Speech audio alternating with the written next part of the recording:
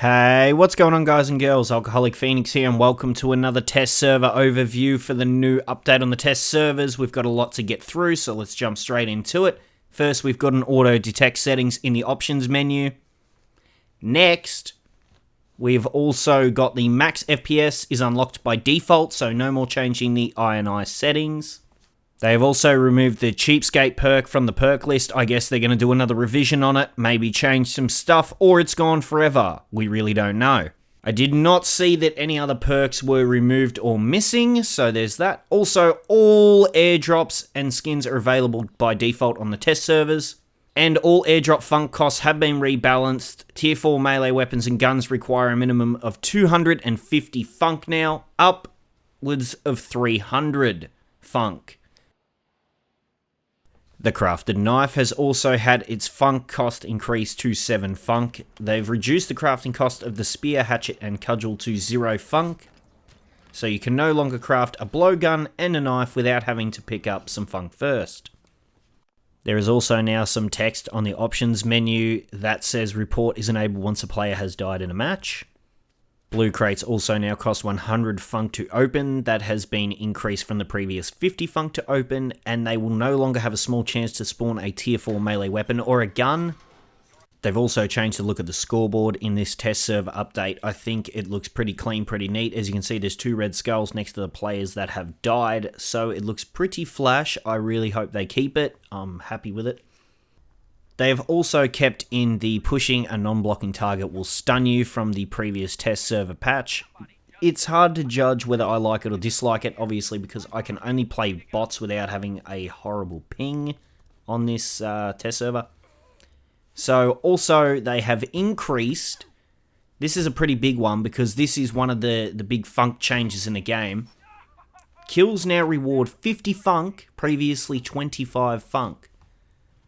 You can also now walk along the side railings like I'm doing right now on screen of the bridges so you do not fall to your death if someone knocks the bridge out from underneath you.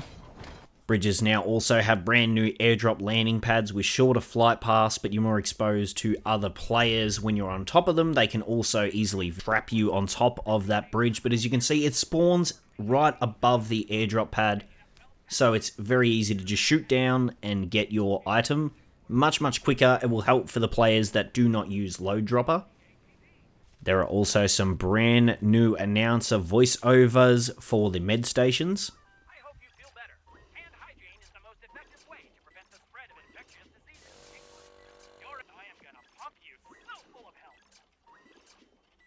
There you go, Bill. We've noticed some disturbing toilet habits here on the island. In the future, keep your blood inside. I hope Destroying a red barrel will also now award you with 5 funk. Good for those pesky players that like to use guns all the time. You will at least get a reward for destroying the red barrels. Crafted explosives now require 30 funk to craft. Damage has been increased to 35 from 20, and radius has been increased to 6 meters from 4 meters. This increases the time required to open a red crate at the start of the match. They have reduced the maximum amount of ammo that the blowgun can hold from 9 to 6. They have also reduced the crafted blowgun sickness duration to 10 seconds, down from 15 seconds, and allow a single vomit per sickness instead of 2 vomits per sickness.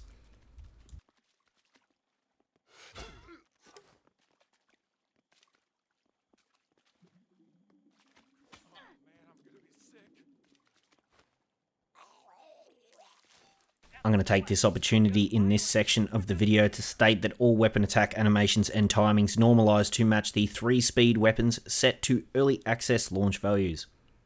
Weapon speed rating applies only to the charge time. The behavior of the charge time has been modified to give a linear damage increase across the range of the charge, allowing slow weapons to achieve higher damage values with charged attacks if the player is skilled enough to find the appropriate charge threshold before the opponent can raise their block. They have also increased the chainsaw's damage. I would assume that the tooltip is wrong as it says 7 DPS, which was the previous damage of the chainsaw. The chainsaw can now be revved up super duper fast, like insanely fast compared to what it used to be.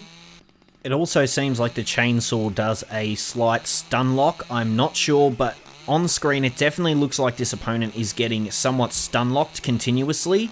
And apparently he must have tried to push me, and I threw up the chainsaw a tiny bit. Looks like I did a block.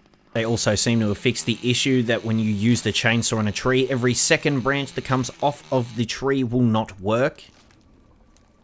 Gold crates now surround the central arena. These cost 200 funk to open and contain guns and tier 4 melee weapons like the katana I've got on screen right now.